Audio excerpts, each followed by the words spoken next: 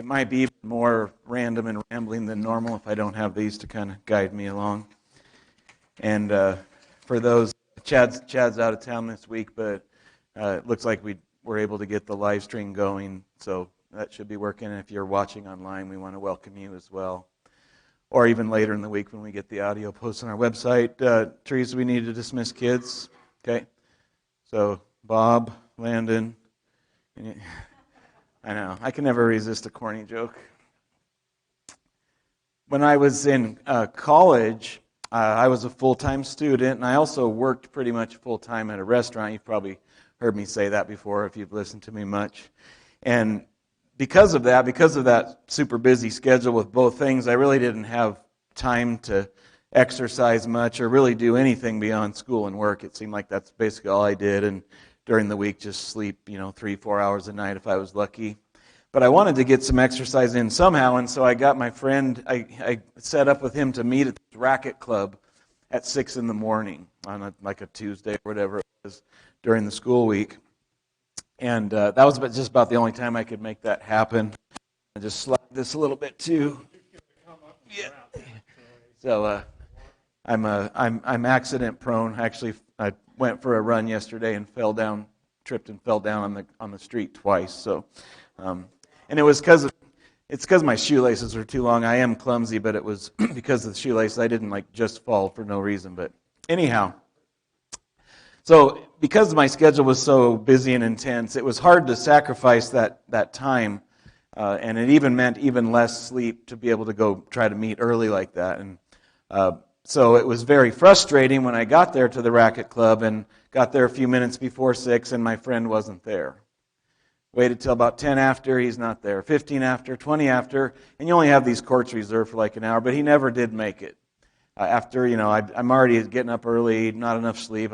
You can imagine, right? So I talked to him later in the day. He apologized, asked if we could try again a different day, and I was nice and foolish enough to say, sure, let's do that.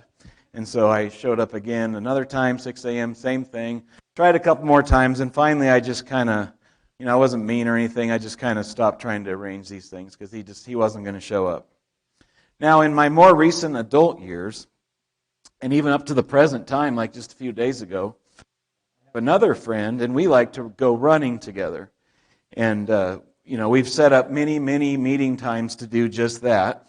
And he's never once failed to show up. Or at least he lets me know way ahead of time, hey, we're going to have to reschedule.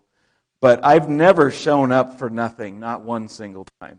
He kept his word every time and has continued to, even to now, every single time we arrange to meet up and run, he shows up.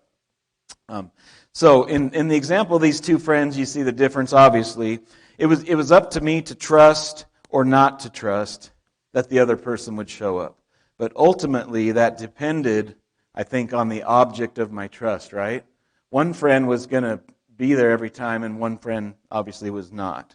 One was very trustworthy every single time, other one not. And so one friend kept his promises, the other one did not.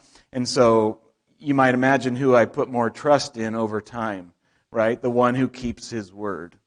And I share that just kind of in a real life sort of way about what we're going to talk about a little later today, is that God has made thousands of promises to us.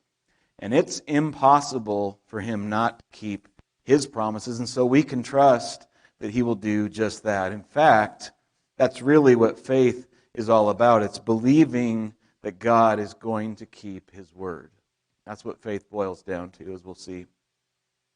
And this week, just FYI, this week was it was originally left open in our schedule here at Sunrise in case we needed it for like a spring mission Sunday in March.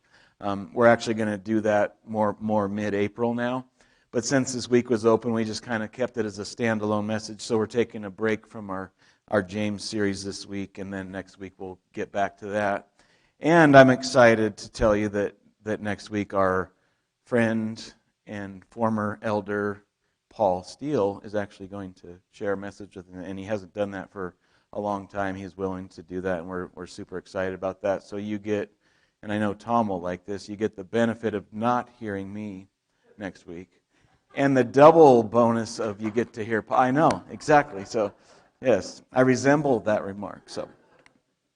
But today's message, just more of a standalone, is called, you can see, Trusting God When You Can't Do It Yourself. One thing that I've really learned this past year with all of the challenges and struggles and difficulties that we've all faced is almost everything is beyond my control. And that's really hard. I like to be in control of things. We took my daughter to Phoenix last September, and I drove the whole way to Phoenix and back because I didn't want anybody else in control of the car. Like I just want to be in control, especially the brake. I don't like trusting someone else to hit the brake when they need to. And I'm teaching my youngest daughter to drive now, so you can imagine where that plays in. I'm not like the driving instructors that have that brake on their side, so it's scary. I want to be in control. But I'm realizing and more I'm not really in control of almost anything. And I've always known that, obviously, but it's just been driven home to me a lot more this past year and these past several months. My own efforts don't really control or change anything. And knowing that, I wanted to just talk about what it means to trust God instead of myself, or all of us instead of ourselves, and what it means to believe that He will keep His promises. If you have your fill-in notes on the back of your bulletin, or if you're watching online and got them by email, the first one we're going to fill in today is the Bible tells us that each one of us could be living potentially two versions of our lives. And you'll see what that kind of means as we go along. I'm not talking about the double life of like I act one way to some people and one way. It means a little different, as you'll see. But one thing we notice in the Bible is that it contains thousands of years of history of people who get to do this, who get to live two versions of their lives. And all these people were just normal human beings with all their flaws and faults and weaknesses, just like you and me. Think about Joseph. You read about him in the beginning of the Bible. Like, he was just this regular teenager in one version of his life, and then in the other version, he became a ruler of the whole country of Egypt. And Moses was like this goat herder in one version, and then the other version, he became a leader of the nation, right? David raised sheep, and he turned around and became king of Israel. Paul, the Apostle Paul, was this insurrectionist going around persecuting Christians and became, in the second version, a key leader and missionary and minister for the church. And those are just a few examples, but there's all of these two versions of our lives types of people in the Bible. And so it's not out of the realm of possibility for each one of us to think, hey, I could actually be a different person.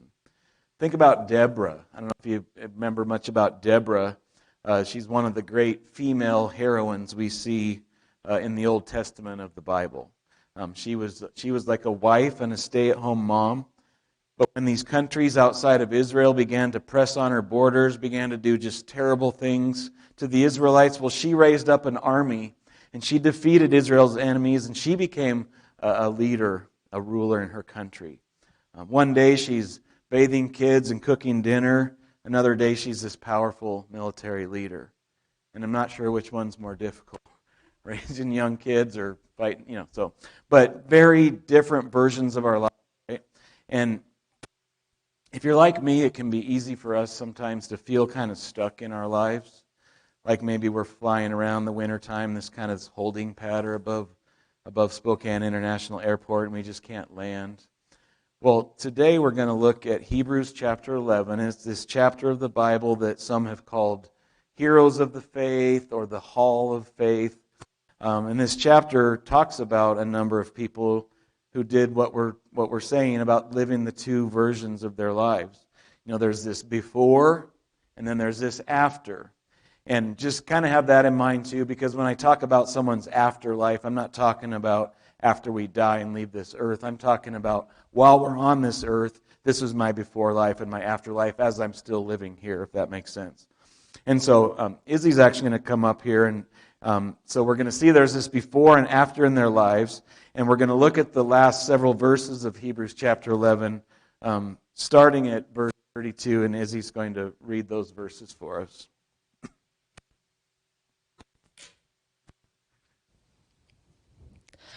And what more shall I say? I do not have time to tell about Gideon, Barak, Samson, Jephthah, about David and Samuel and the prophets, who through faith conquered kingdoms, administered justice, and gained what was promised, who shut the mouths of lions, quenched the fury of the flames, and escaped the edge of the sword, whose weakness was turned to strength, and who became, next slide please, powerful in the battle and routed foreign armies. Women received back their dead, raised to life again. There were others who were tortured, refusing to be released so that they might gain an even better resurrection.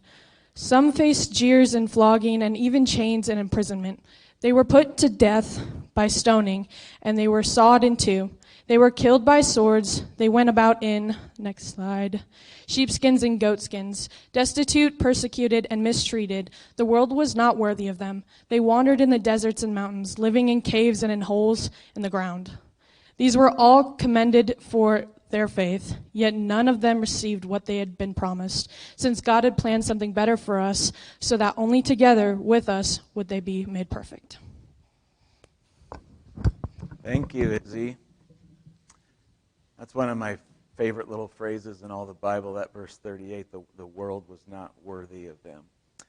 Just that kind of faith, just I'm going to believe God and trust God no matter what. And the question is, and it's a question that I meant to mention before she read that, but the question to think about with the people that are in Hebrews 11 here is what made that difference between their before life and their after life. Because there was this before and after for every single one of those people. And it's actually the same thing for each one of you here today. Or if you're watching or listening online, it's the same for me. And we actually notice it right off the bat if we jump back to the beginning of chapter 11 of Hebrews, and we see, starting with the first verse, we can go to that next slide. Now, faith is confidence in what we hope for and assurance about what we do not see. This is what the ancients were commended for. By faith we understand that the universe was formed at God's command, so that what is seen was not made out of what was visible. And then it kind of starts going through, we're not going to read all those verses, but kind of starts going through this list in the subsequent verses. You know, by faith Abel brought God a better offering than Cain, and by faith Enoch was taken from this life so that he did not experience death. We see this over, and then in chapter or verse 6 we see this. Go ahead with the next slide. And without faith it is impossible to please God, because anyone who comes to him must believe that he exists and that he rewards those who earnestly seek him. And that's one of my favorite verses in the whole Bible too, because I tend sometimes to think about, well, God says do this and don't do that, and why does he not want me to do these things? But it's like believing that he has something better for us, that his ways actually are better. That's such a key element of faith. And then the writer of Hebrews, he goes through this long list, and like I said, we're not going to read all the verses, but he mentions Noah and Abraham and Isaac and Jacob, Joseph, Moses, Rahab.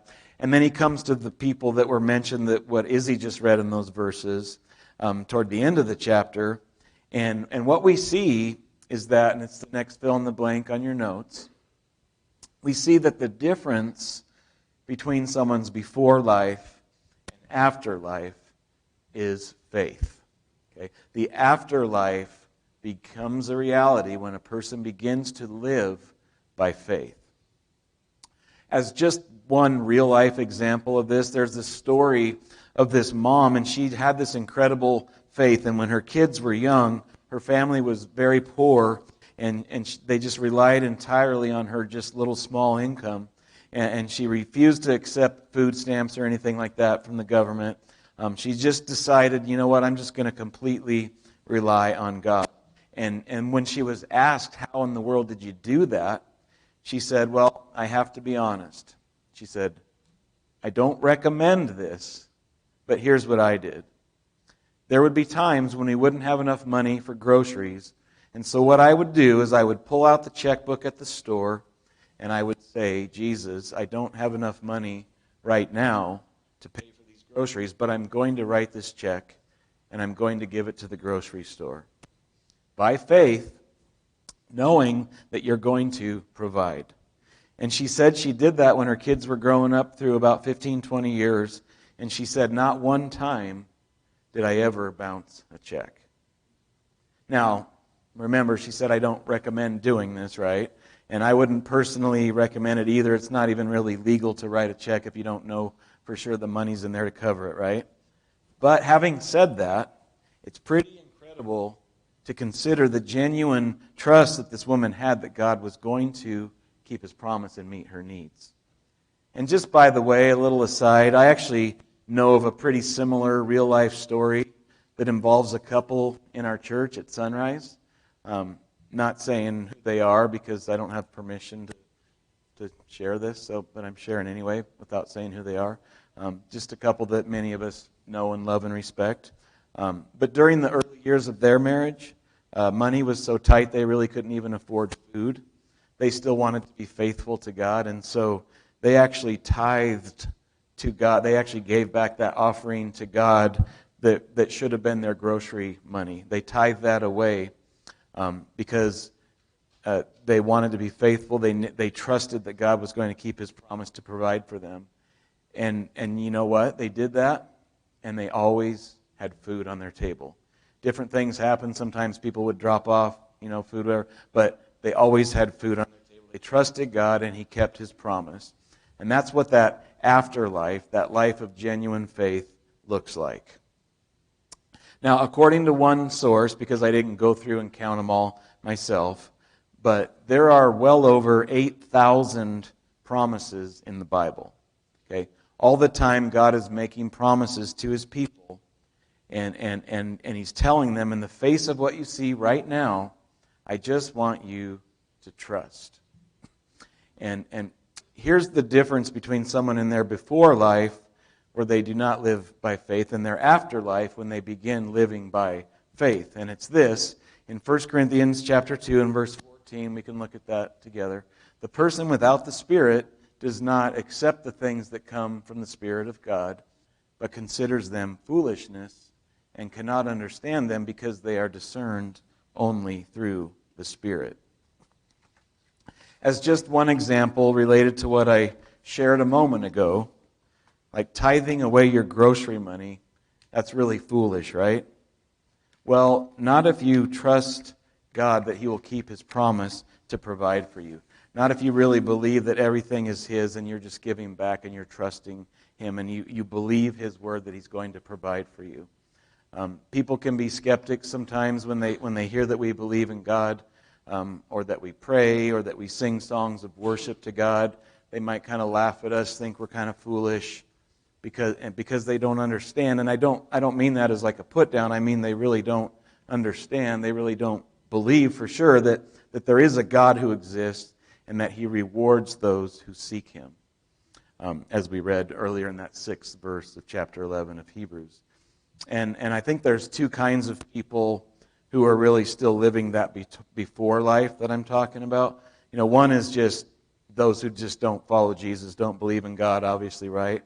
But there's also like a kind of a brand new or maybe a spiritually immature Christian still living like they're not followers of Jesus. Like, you can become a Christian, you can be baptized and start following Jesus, but it doesn't necessarily mean that you're living any differently than you lived before you became a Christian.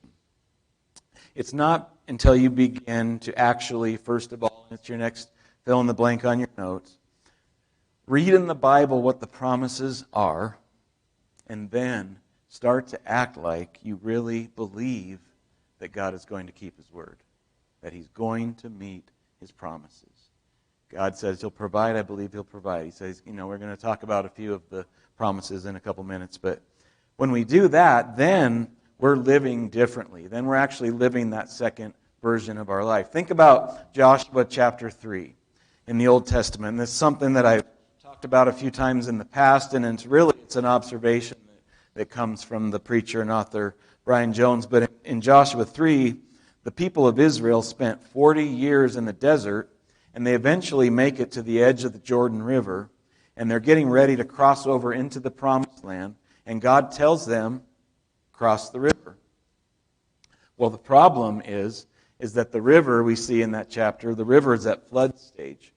Okay, it sometimes is low and calm, but at this time, it's become this barreling, half-mile wide, just raging torrent.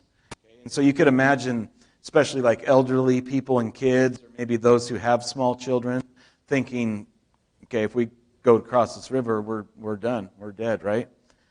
But God's kind of saying, you know what? Don't worry about that. I want you to cross that river. I've already parted the Red Sea. You don't think I have the ability to part the Jordan River? So I just kind of imagine maybe they take one step into the Jordan and then another one. They're kind of knee-high in the river. A couple more steps, they're kind of waist-high, and nothing's happening. Hey, nothing's being parted. They're just, what's going on? I'm waist-deep here. Nothing's happening. And then upstream, like 19 miles upstream, along the river in this town called Adam, or spelled like Adam, okay, God caused the water there to stop flowing. And it says, Joshua 3 says it piled up in a heap, and the water flowing down was completely cut off. But the tough thing is that flow of water being cut off was something that started when the people of Israel took their first step into the river. But since the water flow was stopped so far away from them, it would have taken a while for them to see the water there actually begin to go down, because it was 19 miles away, right? So when we're going through something really difficult, we need to pray that we can hold on until we can see God working upstream in our lives. We might feel like we're sinking or drowning. And those kind of, whatever the situation is, those figurative waters are rising, and we don't think we can survive. Okay, but even though we may not realize it in the midst of our struggles, God is always at work upstream in our lives, and He's working according to the promises that He has made us. Do you know what, and you don't have to answer out loud. Yeah, I guess you could, but you don't need to. Do you know what every miracle in the Bible has in common? Every miracle was preceded by a problem. Okay? The fact that you're facing a problem right now, maybe financially, maybe relationally, maybe it's with your health, maybe you're afraid of something happening, maybe you're afraid for someone else. Okay, none of those things are new. Okay? All of those things have been happening to God's people for thousands of years. But what distinguishes the people who live just like they did before they became Christians and the people who live by faith is that they're the ones who read, understand, and then, it's your next fill in the blank in your notes, and then, go ahead with the next slide, Christian, stand on the promises that are made to us. Okay, faith is nothing more than believing that God is going to keep His word. Okay? I shared, I think it was last summer, about the time when my older daughter was in a car accident. And thankfully it wasn't really serious or life-threatening. But it was still very scary for her, right? Because this other car just veered over into her lane and just like forced her over off the road to the right and smacked really hard into this curb or something over there. And it just hit the curb really hard, popped the tire, and it became extremely difficult to go even a really short distance at a really slow speed. Like just scary, had to try to just pull off, didn't know what to do. And so she called me, she was crying, she needed me to tell her what to do, and also to get to her as quickly as I could. Now, the reason I share that is because what I really want to say is that at no point did my daughter ever think that her dad wasn't going to show up. At no point, okay, was she ever at risk of me not arriving to be there, to be with her, and to help her. Okay, there's no way that she ever had a thought enter her mind that was like, I love my dad, I believe in him, I know he said he would show up, but I'm just not sure if he will. Okay? guarantee that never even entered her thoughts, okay? And the reason I say that is because even more importantly, and it's the next fill in the blank on your notes, if there's no chance of me, okay, I'm pretty lame, I'm just a weak, normal human being with lots of problems. If there's no chance of me not keeping my word, my promise to my daughter, how much more is it impossible for God, our Father in heaven, not to keep His promises? Okay? It's actually impossible for God to lie or to not keep His word. Listen to these 7 promises from God in the Bible. Okay, God will never leave you. God will always protect you. God will give you strength for every battle you face. God will give you the strength necessary to endure all suffering. God will forgive you even when you've sinned against Him. God will never stop loving you. God will meet your needs. Okay, those are just 7 of the more than 8,000 promises that God makes in the Bible. And if I'm being honest and transparent, and I'm still trying to learn and grow too, right? Sometimes I think I'm weak in my faith when it comes to that second promise that I shared, that God will always protect you. Okay, because sometimes it doesn't feel like that. It's kind of a struggle for me because innocent people do get hurt or killed sometimes, right? And some babies get cancer, and some children are abused, and some women are victims of horrible domestic abuse. And it can be hard to understand how people in those situations can be protected by God and yet still get harmed in those ways. And I don't have all the answers, but I want to grow in my faith and trust that God does have the answers and that He will keep His promise to protect us, whether it's right now or for all eternity.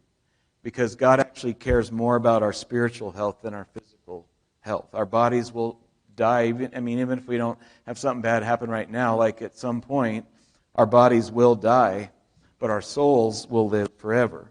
And God's ability to protect our souls from eternal judgment and from eternal death is more significant than His ability to protect our bodies from disease or death or any bad thing that might happen to us right now, even though He does do that too. Okay, but even more important, right? And right now, as I live each day that God still gives me on this earth, I want to trust in the promise of Romans 8:28 that in all things God works for the good of those who love Him, who've been called according to His purpose.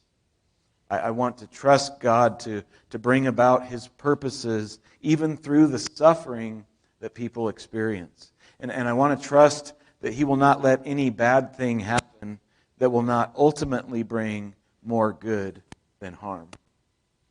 We know we're living by faith when we can hear those 7 promises from God that I shared a few moments ago, and we might think, man, I just don't have enough money right now, or I'm sick, or someone I really care about is going through just a really difficult time, but you know what?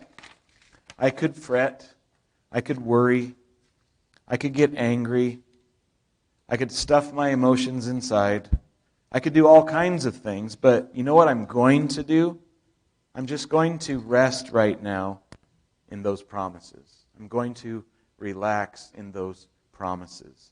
Knowing, just like my daughter knew when she called me for help, that I would keep my promise, that she had no doubt that I would be showing up to be with her and to help her. Regardless of the situation that you're facing, in order to help us live by faith, maybe here's a way that we can begin praying. Like, God, here's my problem. You promise in your word that, and you just fill in the blank there with whatever promise you need to rest in. Okay, maybe you'll never leave me, you'll give me strength to endure suffering, whatever it is, whatever promise you need God to keep. And then our last fill in the blank is the rest of the prayer. Until I see your provision, until you show up, I will rest in this promise. I will not be anxious. I will not fear. I will trust that you're at work upstream in my life right now. Amen. And sometimes, honestly, you might need to pray a prayer like that like 20 times a day. Okay, I've certainly needed to do that in my life, but with patience and with practice, you're eventually going to flip that switch. You're going to stop just operating in the flesh, just merely focusing on the earthly and worldly side of things, and you're going to start operating in the Spirit and being able to sense and to see that God is not only there, but He's at work, and He's going to keep His word. Maybe you're in a situation right now where you just need to hang on and to trust Him. And if you feel like you're hanging on for dear life, in whatever specific circumstances that means for you, none of it is new for God's people. Okay, followers of Jesus have lived through lots of incredibly difficult times, but they've known that God is there and that they can rely on Him and that they didn't have to be anxious or afraid because God keeps His promises. We just need to ask God to help us see that through faith. And Bud and the rest are going to come and lead us in a closing song. But as we get ready to close, what about each one of you who's here today or maybe watching or listening online? What version of your life are you living?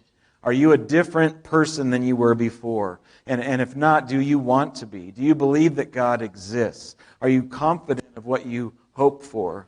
And most importantly, do you believe that God will keep His promises? And will you actually live your life based on the fact that God is going to keep His word?